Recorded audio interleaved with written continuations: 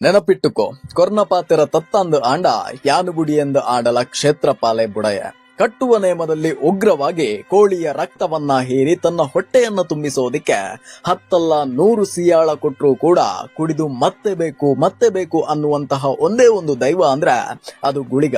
ಅಷ್ಟಕ್ಕೂ ಗುಳಿಗನ ಹುಟ್ಟೆ ಒಂದು ಅಬ್ಬರದ ಜೊತೆಗಿನ ದೈವಿಕ ಶಕ್ತಿಯ ಅದ್ಭುತ. ಈ ಅದ್ಭುತಕ್ಕೆ ನಿಮ್ಮನ್ನ ಕರೆದುಕೊಂಡು ಹೋಗೋದು ನನ್ನ ಕೆಲಸ. ಬನ್ನಿ.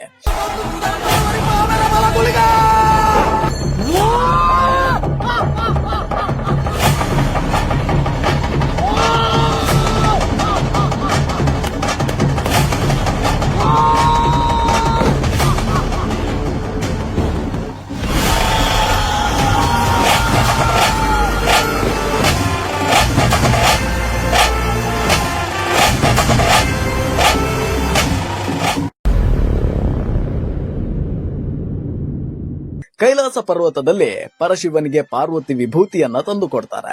ಆ ವಿಭೂತಿಯ ನಡುವಲ್ಲಿ ಒಂದು ಕಪ್ಪು ಬಣ್ಣದ ಗುಳಿಗೆ ಇರತ್ತೆ. ಶಿವ ಆ ಗುಳಿಗೆಯನ್ನ ಎತ್ತಿ ಕೆಳಗಡೆ ಬಿಸಾಕ್ತಾರೆ. ಆ ಗುಳಿಗೆ ಕೆಳಗೆ ಬಿದ್ದಿದ್ದೇ ತಡ ಆಕಾಶದೆತ್ತರ ಬೆಳೆದು ಅಬ್ಬರಿಸೋದಕ್ಕೆ ಶುರು ಮಾಡತ್ತೆ. ಒಂದು ದೈತ್ಯ ಆಕಾರದ ಕಪ್ಪು ಬಣ್ಣದ ಶಕ್ತಿಯಾಗಿ ಪರಿವರ್ತನೆ ಆಗತ್ತೆ. ಶಿವ ಇದನ್ನ ಗಮನಿಸಿ, ನೀನು ಕಪ್ಪು ಬಣ್ಣದ ಗುಳಿಗೆಯಿಂದ ಹುಟ್ಟಿರೋದ್ರಿಂದ ನೀನು ಮುಂದೆ ಗುಳಿಗ ಎಂದು ಕೀರ್ತಿ ಪಡೆಯುತ್ತೀಯ ಅಂತ ಆಶೀರ್ವಾದವಿತ್ತು ನಾರಾಯಣನ ಬಳಿಗೆ ಕಳುಹಿಸಿಕೊಡ್ತಾರೆ. ನಾರಾಯಣನ ಹತ್ರ ಹೋದಂತಹ ಗುಳಿಗ ದೈವ ತನಗೆ ಹಸಿವು ಎಂದು ಅಬ್ಬರದಿಂದಲೇ ನಾರಾಯಣನ ಹತ್ರ ಕೇಳತ್ತೆ. ಆದ್ರೆ ನಾರಾಯಣ ಗುಳಿಗ ದೈವದ ಸೃಷ್ಟಿಯ ಬಗ್ಗೆ ಮತ್ತು ಮುಂದಿನ ಕೆಲಸದ ಬಗ್ಗೆ ಗುಳಿಗನಿಗೆ ತಿಳಿ ಹೇಳ್ತಾರೆ. ನೀನು ಮುಂದೊಂದು ದಿನ ನೆಲವುಲ್ಲ ಸಂಖ್ಯೆ ಎನ್ನುವವಳ ಹೊಟ್ಟೆಯಲ್ಲಿ ಜನಿಸ್ತೀಯ ಮತ್ತು ನಿನಗೆ ಮುಂದೆ ಆದಿಶಕ್ತಿಯ ಕಾವಲುಗಾರನಾಗಿ ಧರ್ಮ ಕಾರ್ಯ ಮಾಡುವಂತಹ ಕೆಲಸ ಸಿಗತ್ತೆ ಅನ್ನುತ್ತಾರೆ. ಹಾಗಾದ್ರೆ ನಾನು ಈ ಹಸಿವಿನಲ್ಲೇ ಅದುವರೆಗೆ ಕಾಯ್ಬೇಕಾ ಅಂತ ಗುಳಿಗ ದೈವ ಪ್ರಶ್ನೆಯನ್ನ ಮಾಡತ್ತೆ. ಗುಳಿಗ, ನೀನು ಅದುವರೆಗೆ ನನ್ನ ದೇಹದ ಒಳಗಡೆ ಸೇರಿಕೋ ಅಂತ ನಾರಾಯಣ ಹೇಳ್ತಾರೆ. ಈ ನೆಲವುಳ್ಳ ಸಂಖ್ಯೆ ಅನ್ನುವಂತಹ ಹೆಸರೇ ಒಂದು ವಿಚಿತ್ರ. ಅದರ ಹಾಗೆ ಆಕೆ ಒಬ್ಬಳು ರಾಕ್ಷಸಿ ಪ್ರವೃತ್ತಿಯನ್ನ ಹೊಂದಿದ್ದವಳು. ನೆಲವುಳ್ಳ ಸಂಖ್ಯೆಗೆ ಒಂದು ಶಾಪ ಇರತ್ತೆ. ನಿನಗೆ ಜನಿಸಿದಂತಹ ಮಗುವಿನಿಂದಲೇ ನಿನ್ನ ಮರಣ ಸಂಭವಿಸತ್ತೆ ಅಂತ.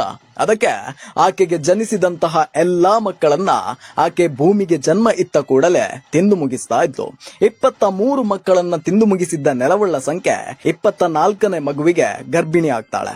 ಆಗ 7ನೇ ತಿಂಗಳಲ್ಲಿ ಹೊಟ್ಟೆಯಿಂದ ಮಗು ಮಾತಾಡೋದಿಕ್ಕೆ ಶುರು ಮಾಡತ್ತೆ. ನನಗೆ ಜೋರು ಹಸಿವಾಗ್ತಾ ಇದೆ, ಎಲ್ಲಿಂದ ಹೊರಗಡೆ ಬರಲಿ ಅಂತ ಕೇಳ್ತಾನೆ. ಅದಕ್ಕೆ ನೆಲವುಳ್ಳ ಸಂಖ್ಯೆ ದೇವರು ಕೊಟ್ಟಂತಹ ಒಂದು ದಾರಿ ಇದೆ ಅಲ್ಲ, ಅಲ್ಲಿಂದಲೇ ಬಾ ಅಂತಾಳೆ. ಆಗ ಹೊಟ್ಟೆಯಲ್ಲಿದ್ದ ಮಗು, ನಾನು ಅಲ್ಲಿಂದ ಬಂದ್ರೆ ಮಡಿಹೀನನಾಗ್ತೇನೆ, ಹೊಟ್ಟೆ ಒಡೆದು ಬಂದ್ರೆ ತಾಯಿಯನ್ನ ಕೊಂದ ಮಗ ಅಂತಾರೆ, ಬೆನ್ನು ಒಡೆದು ಬಂದ್ರೆ ನನ್ನ ಒಡ ಹುಟ್ಟಿದ ತಮ್ಮ ಎಂದು ಕರೆಯುತ್ತಾರೆ. ಅಮ್ಮ, ನೀನು ಭಯಪಡಬೇಡ, ನಿನ್ನ ಬಲಭಾಗದ ಮೊಲೆಗೆ ಹರಿವಾಣವನ್ನ ಹಿಡಿದುಕೋ, ನಾನು ಸಾಸಿವೆ ಆಕಾರದಲ್ಲಿ ಹೊರಗಡೆ ಬರ್ತೇನೆ ಎಂದು ಗುಳಿಗ ಒಳಗಿನಿಂದ ಹೇಳ್ತಾನೆ. ನೆಲವುಳ್ಳ ಸಂಖ್ಯೆ ಹಾಗೆ ಮಾಡ್ತಾಳೆ. ಸಾಸಿವೆ ಆಕಾರದಲ್ಲಿ ಮೊಲೆ ಒಡೆದು ಬಂದಂತಹ ಒಂದು ಶಕ್ತಿ ಅಲ್ಲಿಂದಲೇ ಅಬ್ಬರ ಇಡುತ್ತಾ ಬೃಹದಾಕಾರವಾಗಿ ಬೆಳೆದು ಆಕಾಶ ಮತ್ತು ಭೂಮಿಗೆ ಹೊರಗೆ ನಿಲ್ಲತ್ತೆ. ಹಸಿವು, ಬಾಯಾರಿಕೆ ಅಂತ ಜೋರಾಗಿ ತನ್ನ ರೌದ್ರ ರೂಪವನ್ನ ತೋರಿಸತ್ತೆ. ಹಸಿವು ಅಂತ ನೆಲವುಳ್ಳ ಸಂಖ್ಯೆಯ ರಕ್ತವನ್ನೇ ಹೀರಿಬಿಡುತ್ತಾನೆ ಗುಳಿಗ. ಪಕ್ಕದಲ್ಲಿದ್ದ ತಂದೆಯನ್ನ ಕೊಂದು ಆತನ ರಕ್ತವನ್ನ ಕೂಡ ಹೀರಿ ಆತನ ಎಲುಬಿನಲ್ಲಿ ಆಟವಾಡ್ತಾನೆ. ಇದೆಲ್ಲ ಪೂರ್ವ ನಿಶ್ಚಿತವಾಗಿತ್ತು ಮತ್ತು ಗುಳಿಗ ಅವರಿಬ್ಬರಿಗೂ ಕೂಡ ಮೋಕ್ಷವನ್ನ ಕೊಡ್ತಾನೆ. ಇದೆಲ್ಲ ಆದ್ರೂ ಕೂಡ ಗುಳಿಗ ಮತ್ತೆ ಹಸಿವು ಅಂತ ಅಬ್ಬರಿಸ್ತಾನೆ. ಇದೆಲ್ಲ ನೋಡಿದಂತಹ ನಾರಾಯಣ ತನ್ನ ವೈಕುಂಠಕ್ಕೆ ಕರೆದು ತನ್ನ ಸರೋವರದ ನೀರನ್ನ ಬಾಯಾರಿಕೆಗೆ ಕುಡಿಯುವಂತೆ ಹೇಳ್ತಾನೆ. ಗುಳಿಗ ಕ್ಷಣ ಮಾತ್ರದಲ್ಲಿ ಸರೋವರವನ್ನ ಕುಡಿದು ಖಾಲಿ ಮಾಡಿ ಇನ್ನೂ ಬೇಕು ಅನ್ನುತ್ತಾನೆ. ಆಗ ಹಲವು ಪ್ರಾಣಿಗಳ ರಕ್ತವನ್ನ ಕೊಡ್ತಾರೆ. ಎಲ್ಲವನ್ನ ಹೀರಿ ಇನ್ನೂ ಬೇಕು ಅನ್ನುತ್ತಾನೆ. ಆಗ ನಾರಾಯಣ ತನ್ನ ಕಿರುಬೆರಳನ್ನ ಗುಳಿಗನಿಗೆ ಕೊಟ್ರೆ ಗುಳಿಗ ಅಲ್ಲಿಂದಲೇ ರಕ್ತವನ್ನ ಹೀರೋದಕ್ಕೆ ಶುರು ಮಾಡಿ ನಾರಾಯಣನಿಗೆ ನಿತ್ರಾಣ ಆಗೋ ಹಾಗೆ ಮಾಡ್ತಾನೆ. ಇದೆಲ್ಲವನ್ನ ನೋಡಿದಂತಹ ಲಕ್ಷ್ಮಿ ತನ್ನ ಕೈಯಲ್ಲಿದ್ದಂತಹ ತಾವರೆಯನ್ನ ಗುಳಿಗನ ನಾಲಗೆಗೆ ಇಡ್ತಾರೆ. ಆಗ ಗುಳಿಗನ ಹಸಿವು ಕಮ್ಮಿ ಆಗತ್ತೆ. ಮಹಾವಿಷ್ಣು ಗುಳಿಗನಿಗೆ ಮತ್ತೆ ಆತನ ಜನ್ಮದ ಕಾರಣವನ್ನ ಹೇಳ್ತಾನೆ.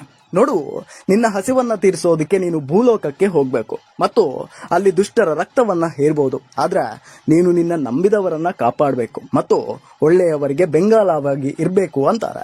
ದೇವಿ ಲಕ್ಷ್ಮಿ ಮುಂದೆ ತಾನು ನವದುರ್ಗೆಯ ಅವತಾರದಲ್ಲಿ ಭೂಲೋಕಕ್ಕೆ ಸಂಚರಿಸುವಾಗ ನಮ್ಮ ಭೇಟಿ ಆಗತ್ತೆ. ಆಗ ನೀನು ನನ್ನ ಕಾವಲುಗಾರನಾಗಿ ಧರ್ಮ ರಕ್ಷಣೆ ಮಾಡುತ್ತೀಯಾ ಅಂತ ಆಶೀರ್ವಾದವನ್ನಿತ್ತು ಗುಳಿಗನನ್ನ ಭೂಲೋಕಕ್ಕೆ ಕಳಿಸ್ತಾರೆ. ಈ ಸಮಯದಲ್ಲಿ ಮಂಗಳೂರಿನ ದೇರೇಬೈಲಿನ ಪಂಜಿ ಮೇಸ್ತ್ರಿ ಮತ್ತು ಮುಲ್ಕಿಯ ಕೋಚಮೂಲ್ಯ ಎಂಬುವವರು ಘಟ್ಟದ ಮೇಲಿನ ಕತ್ತಲಕಾಣ ಅನ್ನುವಂತಹ ಪ್ರದೇಶಕ್ಕೆ ಕೆಲಸಕ್ಕೆ ಹೊರಡ್ತಾ ಇರ್ತಾರೆ. ಇದನ್ನ ಗಮನಿಸಿದಂತಹ ಗುಳಿಗ ಅವರ ಮುಂದೆ ಸಣ್ಣ ಮಗುವಿನ ರೂಪವನ್ನ ಧಾರಣೆ ಮಾಡಿ ತಾನೂ ಕೂಡ ಬರ್ತೇನೆ ಎಂದು ಕೇಳುತ್ತಾನೆ. ಆದ್ರೆ ಅವರು ದೊಡ್ಡವರು ಮಾಡುವಂತಹ ಕೆಲಸ ನಿನ್ನಿಂದ ಆಗದು ಅಂತ ತಿರಸ್ಕಾರ ಮಾಡಿ ಮುಂದೆ ನಡೀತಾರೆ. ಆದ್ರೆ ಗುಳಿಗ ಅವರ ಮುಂಚೆನೆ ಅಲ್ಲಿಗೆ ಹೋಗಿ ನಿಂತಿದ್ದ. ಆದ್ರೆ ಅಲ್ಲಿದ್ದಂತಹ ಶಕ್ತಿ ಭೀಮರಾಯ ದೇವರು ಆತನನ್ನ ತಡೆದು ನಿಲ್ಲಿಸ್ತಾರೆ. ಆಗ ಗುಳಿಗ ತನ್ನ ಆವೇಶದೊಂದಿಗೆ ಕಾಡಿನಲ್ಲಿ ಬೇಟೆಯಾಡಿ ಅದರ ರಕ್ತವನ್ನ ಕಚ್ಚಿಕೊಂಡು ಬಂದು ಎದುರಿಗೆ ನಿಲ್ತಾನೆ. ಸಾತ್ವಿಕತೆಯ ದೇವರು ಇದನ್ನ ನೋಡಿ ಹಿಂದೆ ಸರಿತಾರೆ. ಗುಳಿಗನ ಈ ರೌದ್ರ ರೂಪವನ್ನ ಅಲ್ಲಿನ ತೋಟದ ಮಾಲೀಕರಾದ ಯಲ್ಲಪ್ಪ ಗೌಡ ಮತ್ತು ಮಲ್ಲಪ್ಪ ಗೌಡ ನೋಡಿ ಇದೊಂದು ಸಾಮಾನ್ಯ ಶಕ್ತಿ ಅಲ್ಲ ಅಂತ ಗುರುತಿಸ್ತಾರೆ. ಹೀಗೆ ಭೀಮರಾಯ ಮತ್ತು ಗುಳಿಗನನ್ನ ಕತ್ತಲೆ ಕಾಣದಲ್ಲಿ ಆರಾಧನೆಯನ್ನ ಮಾಡೋದಕ್ಕೆ ಶುರು ಮಾಡ್ತಾರೆ. ಪಂಜಿಮೇಸ್ತ್ರಿ ಮತ್ತು ಕೋಚಮೂಲ್ಯ ಇಲ್ಲಿ ಗುಳಿಗನಿಗೆ ಸೇವೆಯನ್ನ ಮಾಡ್ತಾರೆ. ಆಗ ಅದು ಗಣಪತಿ ಪುರೋಹಿತರ ಕಾಲ. ಗುಳಿಗನ ಜೊತೆಗೆ ಮುಂದಕ್ಕೆ ಚಾಮುಂಡಿ ದೇವಿ ಕೂಡ ಅಲ್ಲಿಯೇ ನೆಲೆಸುತ್ತಾರೆ. ಚಾಮುಂಡಿಗೆ ಗಣಪತಿ ಪುರೋಹಿತರು ಪೂಜೆಯನ್ನ ಮಾಡ್ತಾ ಬರ್ತಾರೆ. ಒಂದು ದಿನ ಚಾಮುಂಡಿಗೆ ಗಣಪತಿ ಭಟ್ರ ಪೂಜಾ ಶ್ರದ್ಧೆಯನ್ನ ಪರೀಕ್ಷಿಸಬೇಕು ಅಂತ ಅನಿಸತ್ತೆ. ಹೀಗೆ ಅಲ್ಲಿಯೇ ಇದ್ದಂತಹ ಕೆರೆಯಲ್ಲಿ ಚಾಮುಂಡಿ ತಾವರೆಯ ರೂಪವನ್ನ ತಾಳಿ ಕೆರೆಯಲ್ಲಿ ಅರಳುತ್ತಾರೆ. ಅರೆ, ಇದೆಂತಹ ಸುಂದರ ಹೂವು, ಇದನ್ನು ನಮ್ಮ ಮನೆ ದೇವರ ಬಳಿ ಇಡೋಣ ಅಂತ ಗಣಪತಿ ಭಟ್ರು ಕೀಳಿ ತರುತ್ತಾರೆ. ಹೀಗೆ ಪೂಜೆ ಮಾಡ್ತಾ ದಿನಗಳೆಯುತ್ತೆ. ಒಂದು ದಿನ ಚಾಮುಂಡಿಗೆ ಗಣಪತಿ ಭಟ್ರ ಪೂಜೆಯಲ್ಲಿ ಲೋಪ ಕಾಣುತ್ತೆ. ಆಗ ಕೆರೆಗೆ ಹೋದಂತಹ ಗಣಪತಿ ಭಟ್ರನ್ನ ಅಲ್ಲಿನ ಕ್ಷೇತ್ರಪಾಲ ಗುಳಿಗ ಅಡ್ಡ ಹಾಕಿ ಬಲಿ ಪಡೆಯುತ್ತಾನೆ. ಹೀಗೆ ಗಣಪತಿ ಭಟ್ರು ಮುಂದಕ್ಕೆ ಜಟ್ಟಿಂಗ ಅನ್ನುವಂತಹ ದೈವವಾಗಿ ಪರಿವರ್ತನೆ ಆಗ್ತಾರೆ. ಇದು ಈಗಲೂ ಕೂಡ ಚಾಮುಂಡಿ ಗುಳಿಗ ನೇಮೋತ್ಸವದಲ್ಲಿ ಕಾಣಬಹುದು. ಕತ್ತಲೆ ಕಾಣ ಸಾಕಾಗಲ್ಲ ಅಂತ ಗುಳಿಗನ ದೃಷ್ಟಿ ಬಿದ್ದಿದ್ದು ಬೆರ್ಮೆರೆ ಸೃಷ್ಟಿಯಾದ ತುಳುನಾಡಿನ ಮೇಲೆ. ಮಹಾಲಕ್ಷ್ಮಿ ಹೇಳಿದ ಮಾತಿನ ಹಾಗೆ ಭೂಲೋಕಕ್ಕೆ ದುರ್ಗೆಯಾಗಿ ಬಂದಾಗ ಗುಳಿಗನನ್ನ ಭೇಟಿಯಾಗಿ ಆತನನ್ನ ಕಾವಲುಗಾರನಾಗಿ ಮಾಡಿಕೊಂಡು ಹಲವು ಭಾಗದಲ್ಲಿ ತನ್ನ ಧರ್ಮ ಕಾರ್ಯವನ್ನ ಮಾಡುತ್ತಾರೆ ಮತ್ತು ಹಲವು ಜಾಗದಲ್ಲಿ ತಮ್ಮ ಕಾರಣಿಕದ ಜೊತೆಗೆ ನೆಲೆಯಾಗುತ್ತಾರೆ. ಇಂದಿಗೂ ಕೂಡ ತುಳುನಾಡಿನಲ್ಲಿ ಚಾಮುಂಡಿ ಗುಳಿಗ ಅಂತ ಹಲವು ಭಾಗದಲ್ಲಿ ತಮ್ಮ ನೆಲೆಯನ್ನ ಕಂಡುಕೊಂಡಿದ್ದಾರೆ. ಹೀಗೆ ಗುಳಿಗ ದೈವವನ್ನ ರಾಹು ಗುಳಿಗ, ಮಾರಣ ಗುಳಿಗ, ಸಂಕೋಲೆ ಗುಳಿಗ, ಸನ್ಯಾಸಿ ಗುಳಿಗ, ಮಂತ್ರ ಗುಳಿಗ, ಹೀಗೆ ಹಲವು ಹೆಸರಿನಲ್ಲಿ ಕರೀತಾರೆ. ಮತ್ತು ಹಲವು ಕಡೆಗಳಲ್ಲಿ ಹಲವು ಹೆಸರು ಇದ್ರೂ ಕೂಡ ಈ ದೈವದ ಕಾರಣಿಕಕ್ಕೆ ಸಾಕ್ಷಿಯಾಗಿ ಒಂದು ಘಟನೆಯನ್ನ ಹೇಳಲೇಬೇಕು. ಒಮ್ಮೆ ಗುಳಿಗ ದೈವದ ನೇಮೋತ್ಸವ ನಡೀತಾ ಇರತ್ತೆ. ಪಕ್ಕದಲ್ಲೇ ಒಂದು ಮದುವೆಯ ಸಮಾರಂಭದಲ್ಲಿ ಡಿಜೆಯನ್ನ ಹಾಕಿದ್ರು. ಆಗ ಅಲ್ಲಿನವರು ಪಕ್ಕದಲ್ಲೇ ಗುಳಿಗ ದೈವಕ್ಕೆ ಎಣ್ಣೆ ಬೂಲಿಯ ನಡೆಯುತ್ತಿದ್ದ ಡಿಜೆ ನಿಲ್ಲಿಸಿ ಅಂದಾಗ ಅಲ್ಲಿಯೇ ಇದ್ದ ಕೆಲವು ಯುವಕರು ಗುಳಿಗ ಕೂಡ ಎಣ್ಣೆ ತಗೊಳ್ಳೋದು, ನಾವು ಕೂಡ ಎಣ್ಣೆ ತಗೊಳ್ಳೋದು ಅಂತ ಹೇಳಿಬಿಡ್ತಾರೆ. ಇವರು ಆಲ್ಕೋಹಾಲ್ ಕನ್ಸ್ಯೂಮ್ ಮಾಡೋದು ಅನ್ನುವಂತಹ ಅರ್ಥ. ಗುಳಿಗ ದೈವಕ್ಕೆ ಎಣ್ಣೆ ಬೂಲಿಯ ನಡೆಯುತ್ತೆ. ದೈವದ ನೇಮ ಆರಂಭ ಆಗ್ಬೇಕಾದ್ರೆ ಆ ಮಾತು ಹೇಳಿದಂತಹ ಯುವಕರು ಆವೇಶಭರಿತರಾಗಿ ದೈವದ ಅಂಗಣಕ್ಕೇನೆ ಬರ್ತಾರೆ. ಕೊನೆಗೆ ತಪ್ಪು ಅರ್ಥವಾಗಿ ಕ್ಷಮೆಯನ್ನ ಕೇಳ್ತಾರೆ ಅಂತ ಒಬ್ಬ ಸ್ವಾಮೀಜಿ ತಮ್ಮ ಪ್ರವಚನದ ಸಮಯದಲ್ಲಿ ಹೇಳ್ತಾರೆ. ಇಂತಹ ಘಟನೆ ಕೇವಲ ಒಂದಲ್ಲ, ಸಾವಿರಾರು ಇದಾವೆ. ನಂಬಿಕೆ ಅನ್ನೋದಕ್ಕಿಂತ ಹೆಚ್ಚಾಗಿ ತುಳುನಾಡಿನ ಜನರ ರಕ್ತದಲ್ಲಿಯೇ ಈ ದೈವಾರಾಧನೆ ತುಂಬಿ ಹೋಗಿದೆ. ಗುಳಿಗ ದೈವ ಅಂದ್ರೆ ಕ್ಷೇತ್ರಪಾಲ ಅಂತ ತುಂಬಾನೇ ಸರಳವಾಗಿ ಹೇಳ್ಬೋದು. ಆದ್ರೆ ಗುಳಿಗ ದೈವದ ದೃಷ್ಟಿ ಬೀಳೋದು ಮತ್ತು ಅದರ ಸಂಚಾರ ಮಾರ್ಗಕ್ಕೆ ಅಡ್ಡವಾಗಿ ಸಿಗೋದು ಪ್ರಾಣಕ್ಕೇನೆ ಅಪಾಯ ಅಂತ ಇಲ್ಲಿನ ಜನರು ನಂಬ್ತಾರೆ. ಗುಳಿಗ ದೈವದ ಆಕ್ಚುಲ್ ಆರಾಧನೆ ರೂಪವಿಲ್ಲದ ಕಲ್ಲು ಅನ್ನುತ್ತಾರೆ. ಆದ್ರೆ ಜನ ಡೆವಲಪ್ ಆಗ್ತಾ ಆಗ್ತಾ ಇದು ಮುಂದುವರೆದಿದೆ.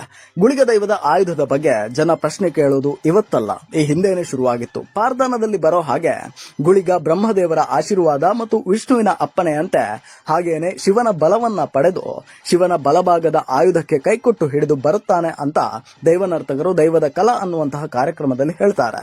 ಸೊ ತ್ರಿಶೂಲ ಆಯುಧ ಅನ್ನೋದರಲ್ಲಿ ಅನುಮಾನ ಕಮ್ಮಿ. ಏನ ಗುಳಿಗ ದೈವ ಜ್ಯೋತಿಷ್ಯ ಶಾಸ್ತ್ರದಿಂದ ತುಂಬಾನೇ ಹೊರಗಿದೆ. ಈ ರಾಹು ಕೇತು ಅನ್ನೋದಕ್ಕೆ ಸಂಬಂಧ ಕಲ್ಪನೆ ಮಾಡೋದಕ್ಕೆ ಹೋಗ್ಬೇಡಿ.